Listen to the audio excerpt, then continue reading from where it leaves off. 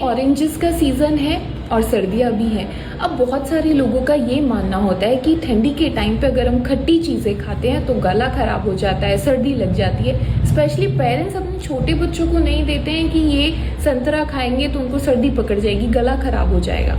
अब एक बात बताइए, अगर ऐसा होता तो क्या नेचर ने ठंडी के टाइम हमें सिट्रस फ्रूट्स दिए होते?